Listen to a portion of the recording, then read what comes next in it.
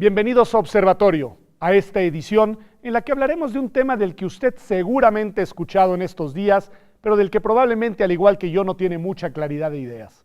El tema de los Panama Papers, el tema de los paraísos fiscales, el tema de la obligación y la evasión del pago de los impuestos. Y quizá, Margarita, lo primero que te preguntaría es cómo funciona, digamos, en términos básicos, la relación entre el Estado y los contribuyentes, es decir, cómo debe ser en un estado de cosas normal la relación entre Estado y pagador de impuestos. Bien, en relación a la vinculación que se establece es en el impuesto sobre la renta. El impuesto sobre la renta estamos obligados a pagarlos todos aquellos que percibamos ingresos, no importa que seamos extranjeros, nacionales, que tengamos residencia, establecimiento permanente. Esto es, todos aquellos que obtengamos ingresos en el país, en este caso en México, debemos de pagar impuestos sobre la renta.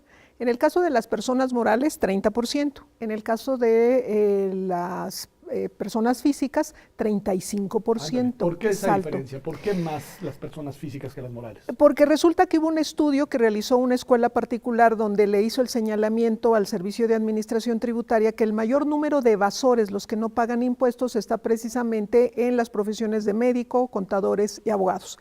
Y entonces la medida del SAT fue, bueno, vamos a cobrarles una carga tributaria por todo este tiempo que han dejado de participar. Ah, incluso a los que sí pagamos impuestos. Ahí pagan justos por pecadores. Okay. Entonces, personas morales, 30% únicamente. Ahora, ¿qué es lo que sucede cuando no se pagan impuestos? Pues obviamente nos dañamos todos, porque no hay ingresos que pueda obtener el erario público para satisfacer las necesidades de la población, como son atención médica, educación, puentes, caminos, etcétera, etcétera. Entonces, es una práctica desleal que se tiene. Hay algunos países que no piden el pago de impuestos y otros países que sí lo pagan. Entonces, los inversionistas o las empresas o las personas físicas dicen, yo me voy a donde no me lo cobran. Que eso es de lo que les voy a preguntar en unos minutos. Solo quiero preguntarle a Francisco algo que tiene que ver con esto. Nos describe muy bien Margarita Palomino, cómo está la regla en México, el 30 y 35%. Y se dice, Francisco, que es muy bajo. Se dice que en otros países los contribuyentes aportan más de los recursos que perciben a través de los impuestos. ¿Cómo estamos más o menos? ¿Qué decir de esto? Depende el tipo de país, Pedro. Los países europeos con un sistema social importante, el ingreso de las personas físicas, de los trabajadores, es decir, las personas que tienen un salario, puede superar el 50%. La mitad de impuestos se pagan. Sí, y en algunos casos incluso se llega al 60% en aquellos estados socialmente fuertes, con un sistema de salud y un sistema educativo público robustos. El otro tipo de sectores, otro tipo de sector que debería pagar impuestos en una proporción conforme a su riqueza es el del gran capital. ¿Qué es esto del gran capital? El gran capital son aquellas personas que obtienen sus ingresos no del trabajo, sino de sus inversiones. O sea, ya tengo dinero y mi dinero me empieza a generar más y más y más dinero. Así es, y estas inversiones principalmente van al sistema bancario, al sistema financiero, y mediante esta globalización de los flujos de recursos en el mundo, pues para ellos es muy fácil trasladar estos recursos a los paraísos fiscales. Los paraísos fiscales podríamos definirlos como estados soberanos que imponen muy poca regulación o ninguna en materia fiscal a las inversiones que se hacen en esos lugares. Están las Islas Caimán, está Bermudas, están diferentes países. A ver, pero me interesa muchísimo detenerme en el punto para entender bien. El dinero lo haces en otro lugar, lo haces, por ejemplo, en México. Generas, digamos, tu riqueza te va a generar más riqueza ya de manera meramente especulativa, es decir, a través de inversiones. Ya no vas a trabajar para generar dinero, sino que tu dinero reproduce dinero. Y en el mundo de hoy, nos dice Francisco, es posible que encuentres algunos estados que te van a tratar bien desde el punto de vista de los impuestos, y entonces el dinero que generaste en México te lo llevas allá, Margarita. ¿Esa sería la lógica del paraíso fiscal? Y bueno, primero tendríamos que aclarar cuándo se considera que es un paraíso fiscal. De acuerdo a nuestra legislación, la ley del impuesto sobre la renta señala que cuando se paga menos del 75% de lo que se debería de pagar en México, que en términos reales sería, si tú eres persona física y pagas menos del 25% o quieres pagar menos del 25%, te lo llevas a un paraíso fiscal. Si eres persona moral, eso quiere decir que en el país donde tienes el dinero, pagas menos del 22.5%. Como el problema es cómo me llevo mi dinero de México a otro país, porque todo el mundo dice, bueno, pues a nadie le gusta pagar impuestos, es mi obligación, soy consciente, es una obligación ética y lo pago. Pero algunos lo que deciden es invertir en la bolsa. Y entonces a través de la inversión de las acciones que cotizan en bolsa, pues automáticamente pueden variar en diferentes mercados y a ese mercado donde se lo llevan es justo a un país que se le denomina paraíso fiscal. ¿Cuántos paraísos fiscales de acuerdo a la ley del impuesto sobre la renta hay? 92. 92, o sea, nuestra propia legislación ha identificado 92 paraísos fiscales. Sí. Y nos dices que la manera en la cual suelen trasladar los recursos es a través de inversiones en bolsa. Así es. Ahí se llevan el dinero. ¿Esto es legal, Francisco, llevarse el dinero para no pagar impuestos en otro lugar? En algunos casos no lo es. No es posible generalizar en todos, pero en muchos casos no lo es. Y el flujo desregulado de los recursos permite que con mucha facilidad, es decir, mediante operaciones estrictamente electrónicas, las personas trasladen sus recursos a la bolsa, a bolsas en el extranjero o sencillamente a fondos de inversión que se encuentran en muy diversas partes del mundo. En términos éticos, el no pago de impuestos desde luego que empobrece a la sociedad y genera un régimen de desigualdad entre las personas, porque no es justo que un trabajador en los países escandinavos pague el 50% de impuestos o en México el 35%, mientras quienes detentan la gran riqueza de esos mismos países, hay que decir. Así es, de esos mismos países prácticamente no pagan impuestos por estas inversiones. Se estima que 91,000 personas, las más ricas del mundo, que representan el 0.001, dos ceros antes del 1, 0.001% de la población mundial. Así es, tienen su dinero principalmente en estos paraísos fiscales y concentran aproximadamente el 30% de la riqueza mundial. Esta es una desigualdad fenomenal. Nunca antes en la historia del capitalismo, señala Thomas Piketty en su libro El capital en el siglo XXI, habíamos tenido un sistema tan regresivo en términos de impuestos para el gran capital, no para el trabajador, no para el ingreso del trabajador en los países desarrollados o incluso en desarrollo. O sea, la paradoja es que son los grandes capitales, es decir, los grandes y las grandes ricos, los que logran a través de estos mecanismos evadir la contribución de impuestos.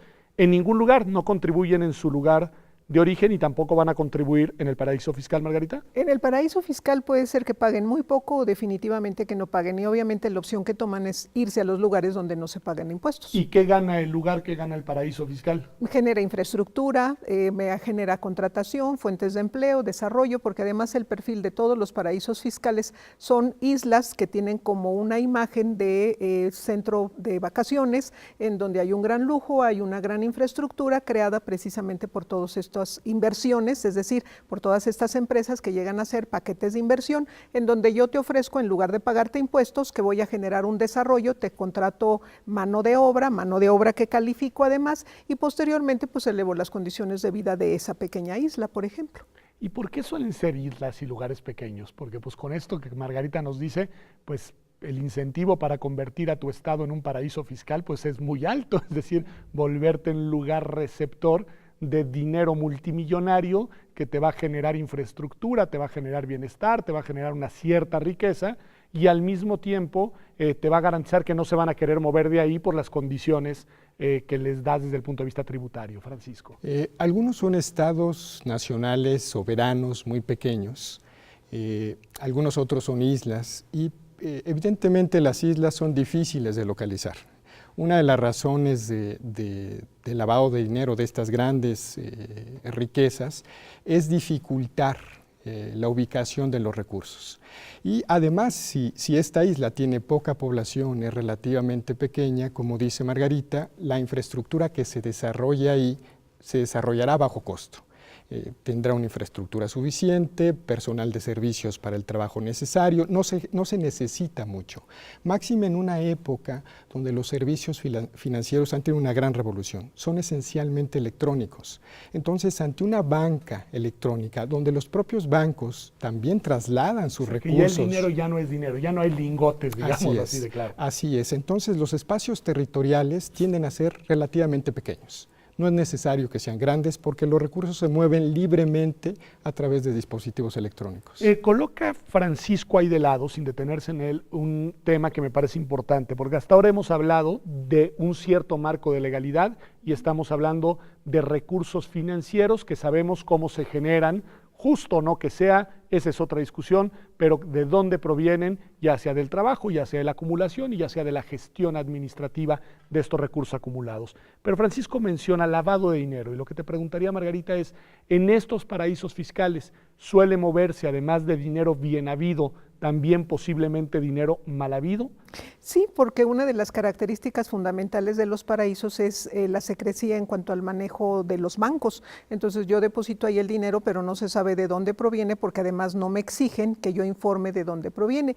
De hecho, nosotros tenemos la libertad de invertir nuestro dinero en donde a nosotros nos parezca. Aquí lo que no es correcto, ni éticamente ni financieramente, es que no se pregunte de dónde provienen esos recursos, porque dentro de esas inversiones legítimas, de que tengo una empresa, he ganado dinero o mis ahorros de una jubilación y yo los deposito en un paraíso fiscal, eso no es ilegítimo, eso es legal. El problema es que cuando yo obtengo beneficios, tengo que reportar a mi país que estoy obteniendo rendimientos y debo de pagar impuestos, porque también me beneficio de toda la infraestructura que se genera en el país. Lo no correcto es que yo esté recibiendo todos esos beneficios y sin embargo no aporto nada al país. Y dentro de esos recursos puede filtrarse dinero de negro, dinero lavado, dinero que no es correcto. Sí, por supuesto, porque no hay transparencia y porque no hay un registro de dónde proviene. Y porque en principio al paraíso fiscal no le importa de dónde viene el dinero. Además. Última pregunta de este bloque, Francisco. ¿Qué tan segura es para una persona, yo sé que ninguno de los tres tenemos recursos en paraísos fiscales, pero qué tan seguro es para una persona que tiene dinero llevar su dinero a un paraíso fiscal? ¿Qué tanto se arriesga desde el punto de vista financiero? Creo que para los grandes capitales es relativamente seguro. Sí, digo, esto es producto de la observación. Los grandes capitalistas tienen sus recursos en los paraísos fiscales. Para las personas con menos ingresos hay más limitaciones legales e incluso tecnológicas. Una persona que quiere invertir sus escasos ahorros en otro país está sujeto a una serie de controles electrónicos y normativos que dificultan el traslado. Para las grandes riquezas es sencillamente más fácil y el problema es, como dice Margarita, se mezcla lo lícito con lo ilícito.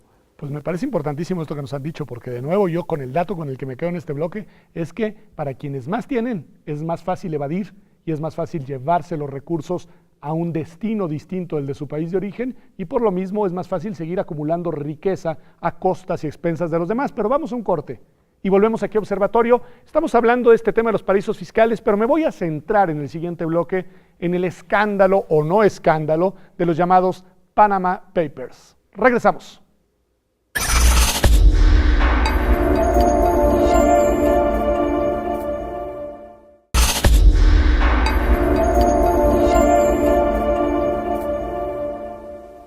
Ya estamos de vuelta aquí en Observatorio, hablando como usted ha visto de este tema que está hoy en todas las planas de los periódicos del mundo, no solamente de México, y que tiene que ver con los paraísos fiscales. Yo les decía al corte que hablaríamos de los Panama Papers, pero ahora también tenemos que hablar de los Paradise Papers, porque son los dos grandes, digamos, momentos en estos 2 años en los cuales se ha hecho pública una serie de información relacionada con estas grandes inversiones en paraísos fiscales.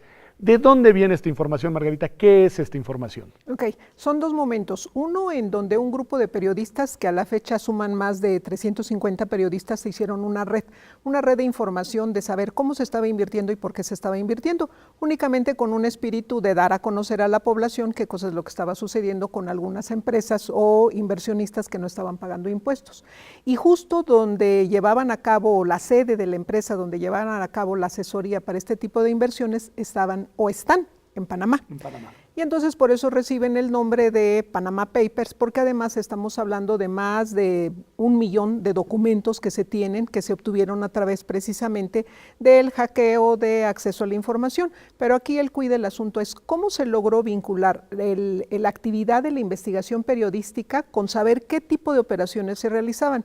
Una persona que trabajaba en esta empresa de alto nivel reveló las formas en que se hacían la inversión y entonces dio el camino para que los periodistas empezaran a hacer toda esta red, siguieron uniéndose y en el Panama Papers uno de los principales datos que surgió es que presidentes tenían inversiones donde no es malo que tengan su inversión, la pregunta es ¿de dónde obtienen recursos para hacer ese tipo de inversiones? Bueno, y no solo es el presidente de un país, uno esperaría que contribuya con sus recursos a su país a través de algo tan elemental como el pago de impuestos. Pero antes de regresar al punto de quiénes estaban ahí involucrados, Francisco, me parece muy interesante esto que dice Margarita, que es alguien de dentro empieza a dar información y después a través de una serie de estrategias, dice Margarita, hackeos y otras medidas, se accede a la información.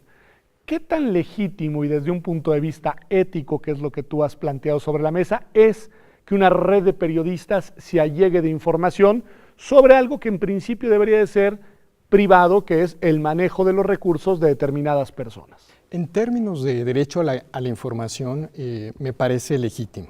De hecho, los periodistas no están señalando en sus comunicados que hay evasión de impuestos o que se traten todos los casos de hechos ilícitos. Sin embargo, uno lee las notas de este evento de Paradise Papers y siempre uno se hace preguntas sobre el origen, sobre el principio de esta información.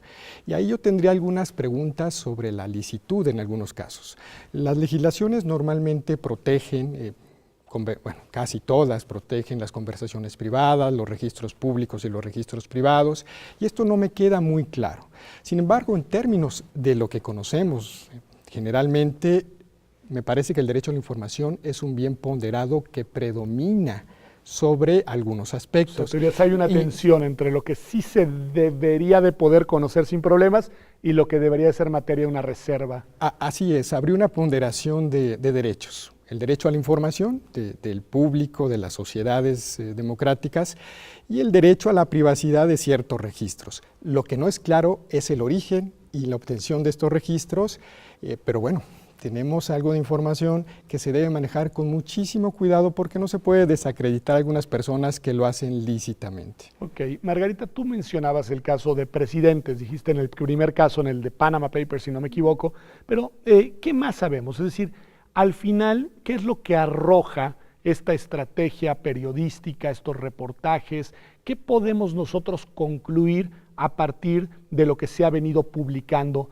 ya desde hace más de un año? Ok, bueno, se da un segundo momento de esta revelación de datos, que es lo que se le denomina precisamente Paradise Paper, que es las inversiones que se hacen en una empresa, pero ahora a través de Bermudas. La pregunta aquí es, ¿por qué se le llama paraíso? Pues porque es un lugar, un refugio donde hay poca información y el secreto bancario es fundamental. Nunca van a revelar datos. Nunca van a, o sea, esa es una de las cosas que te datos. prometen. Te Así prometen es. que si tú llevas tu dinero ahí, nunca se va a saber. En Aruba, por ejemplo, te dicen con 500,000 pesos puede usted realizar su inversión y le damos una constancia, un certificado que en 50 años no se va a modificar la legislación. En relación a la pregunta de hace un momento, bueno, ¿y qué tanto riesgo hay? Bueno, eso es lo que me ofrecen en ese país, pero finalmente a nivel internacional México no podría, nuestro sistema financiero no podría protegernos. ¿Por qué? Porque está fuera de la legislación. No tenemos tratados internacionales con esos países. ¿Qué quiere decir? Que una transferencia que alguien hiciera desde México probablemente no se revelaría su destino en Aruba, porque Aruba diría yo nunca diré que lo recibí, pero sí quedaría un rastro de que el dinero salió de México hacia Aruba y eso ya no sería reservado. Así es. Y la otra cuestión puede ser que se quede en Aruba o que se vaya a 3 países más con cambio de moneda. Entonces, sí se puede llevar a cabo el registro, el rastreo, pero sería muy costoso. Entonces, la pregunta es, ¿valdría la pena? Y aquí hay una cuestión que es muy importante en el sistema financiero. Las inversiones que se realizan en bolsa, precisamente lo que se les da es la certeza y la movilidad de que puedan hacerlo en cualquier momento. En el momento en que México, por ejemplo, dijera, o cualquier país, vamos a regularlo, en ese momento vuelan todos los capitales y nos afectaría económicamente nuestra estructura. Por eso es tan delicado el que en este momento podemos tener 1,000 millones y resulta que en 2, 3 minutos podemos tenerlos ya en otro país. Por lo que decía Así Francisco, de que todo se puede mover a través de cuentas bancarias sin ningún problema. Esto surge en 1960, 70, pero cobra auge con todo lo que es Internet en 1990 y hoy en fracciones de segundos podemos haber hecho 7 operaciones. Entonces el tema de la regulación en esta materia tiene que ser muy prudente porque lo que puedes generar son incentivos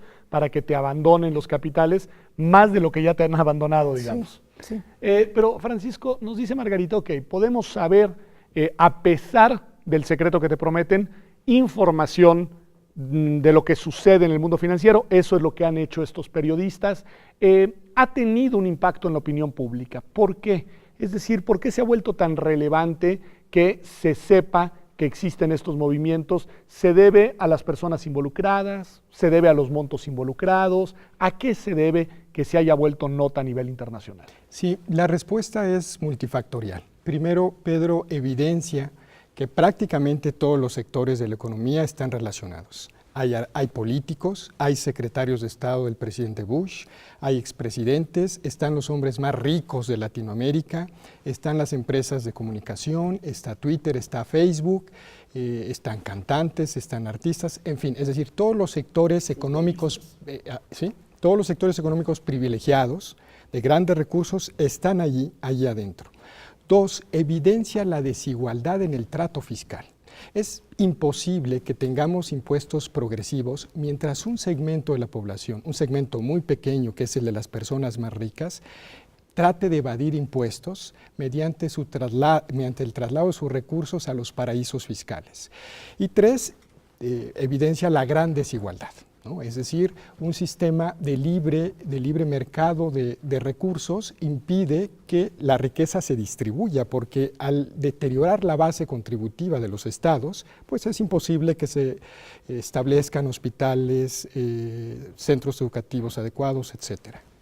¿Será posible contar con una regulación internacional que revirtiera estas tendencias, que generara incentivos distintos para que los recursos regresaran al lugar del que salieron? Es que eso es lo que me interesa mucho subrayar. Lo que ustedes nos han explicado es que el origen del dinero proviene de estados que no se ven beneficiados por la generación de esa riqueza y que por el contrario se ven lesionados por la falta de pago de impuestos de esos grandes capitales. Bueno, mi pregunta para cerrar este bloque, Margarita, Francisco, es: ¿hay en el horizonte, después de este escándalo, de todo lo que se ha dicho, incentivos, tendencias, incluso acuerdos, pláticas para regular de una manera distinta esta materia? Yo creo que sí, porque lo que es evidente es que han puesto a la luz, a la opinión pública, todo este tipo de operaciones que antes se hacía en la sombra. Entonces hay posibilidades, sí. Lamentablemente lo que no existe es voluntad política de todas aquellas potencias para decir ahora sí lo vamos a regular, porque por un lado se señala que hay todo el interés de hacerlo, pero sin embargo las propias potencias tienen sus propios paraísos fiscales, donde hablamos de paraíso fiscal es una carga tributaria menor a la establecida en todo el contexto del territorio. Y me refiero específicamente a Estados Unidos. En el estado de Delaware la imposición que se tiene es la más baja y no hay una sola resolución en donde se le haya dado de manera negativa la respuesta a un contribuyente que hace ese tipo de inversión. O sea, nos estás diciendo que dentro de los mismos Estados Unidos hay un estado que es un paraíso fiscal. Así es. Así de ese tamaño.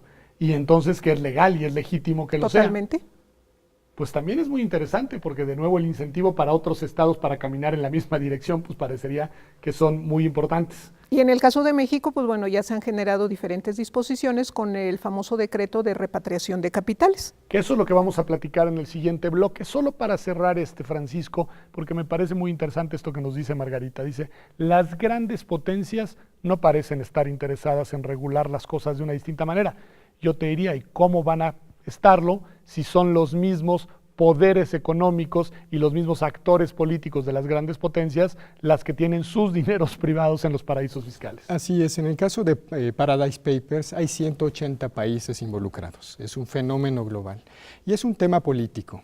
Me parece que no existen en este momento las condiciones necesarias para una regulación financiera internacional en este momento. Esto transformaría significativamente la economía. Históricamente, un momento relevante, por ejemplo, cuando se dio la fiscalización progresiva de los ingresos, fue entre la Primera y Segunda Guerra Mundial. Los estados requirieron de grandes recursos para reconstruir su infraestructura y modificaron, revolucionaron su sistema impositivo. Algo así necesitaría, desde luego nunca esperemos que una guerra, sino por medios... Sí, pero una toma de conciencia de algo serio política, y grave. Porque se requeriría de una revolución en términos fiscales para modificar este sistema que impide la distribución del ingreso en los estados. Pero con un problema muy particular, y con esto cerraríamos, Margarita, que esto que nos dice Francisco, ya nos lo han dicho ustedes, pero lo quiero subrayar, no se puede operar al nivel de cada estado, sino que requeriría de una operación orquestada y negociada a nivel internacional? Claro, porque si no se daría una deslealtad. Yo en México implementamos regulación, el capital se va a otros países y en consecuencia nos quedamos sin inversión. ¿O al revés? O al revés. Pero esa deslealtad sí la cometen los paraísos fiscales, porque ellos sí se ven beneficiados de una regulación más laxa en términos de pago de impuestos y más opaca, si me permiten decirlo, o secreta en términos de cobertura del origen de los recursos. Pues me parece sumamente importante esto que dicen porque nos obliga a pensar que la capacidad autónoma de nuestro Estado mexicano para tomar decisiones que cambien el estado de cosas, pues se encuentra acotada. Se encuentra acotada por eso que llamamos globalización, que nos trasciende y en buena medida nos condiciona, no solo a nosotros, pero también a nosotros. Gracias por habernos acompañado a esta edición de Observatorio Cotidiano. Nos vemos aquí en TV UNAM como todos los martes la próxima semana.